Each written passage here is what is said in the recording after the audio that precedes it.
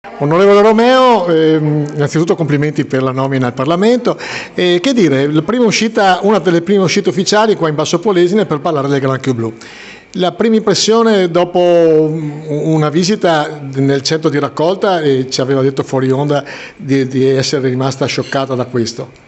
Eh beh sì, vedere con i propri occhi è sempre diverso dal sentir dire. Insomma, oggi ho fatto questa visita perché mi sembrava doveroso, insomma, vedere 190 quintali di granchi raccolti è stato veramente, ha avuto il suo peso, nel senso che insomma si vede le difficoltà di questi pescatori e si vede ovviamente, si tocca con mano qual è questa grande emergenza di cui si parla molto, ma che in realtà si trascina da un anno. Ad oggi non è stato fatto nulla né per affrontare l'emergenza che c'è ed esiste, e oggi l'ho anche toccata con gli occhi, né per pianificare il futuro, perché poi il problema non è soltanto l'emergenza e quindi aiutare i pescatori ad uscire e il mondo della pesca ad uscire da questo momento, ma è anche cosa potranno fare per il futuro. C'è una moria di vongole e di prodotti ittici che sono un'eccellenza del nostro territorio che sta scomparendo, e anche lì bisogna comunque pensare in un'ottica futura di capire come vivificare le lagune. Quindi abbiamo una situazione di emergenza che però va avanti da troppo tempo, è una questione da affrontare strutturale.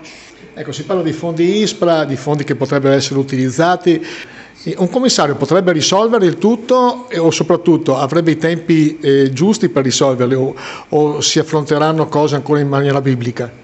Beh, guardi, il commissario doveva essere nominato un anno fa, siamo ancora a un anno dall'emergenza, non è ancora stato nominato, non si sa con quali risorse avrà a disposizione. Io credo che su questa cosa bisognava fare molto prima, magari senza commissario, lo poteva fare il Ministro dell'Agricoltura, magari mettendo insieme l'agricoltura e, visto che hanno il Ministero del Mare, anche il Ministero del Mare, ed affrontarla concretamente. A un anno di distanza da un'emergenza, beh, insomma, è difficile che si insedia un commissario e immediatamente con una bacchetta magica risolva il problema. Avrà ovviamente bisogno di tempi e anche di risorse.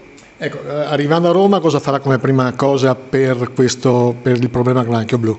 L'ho già fatto, ho presentato un ordine del giorno dove chiedevo appunto al governo un impegno per risolvere questo problema. Il governo aveva risposto favorevolmente, ma vedendo quali erano, si riservava, diciamo così, di vedere quali erano le possibili risorse a disposizione.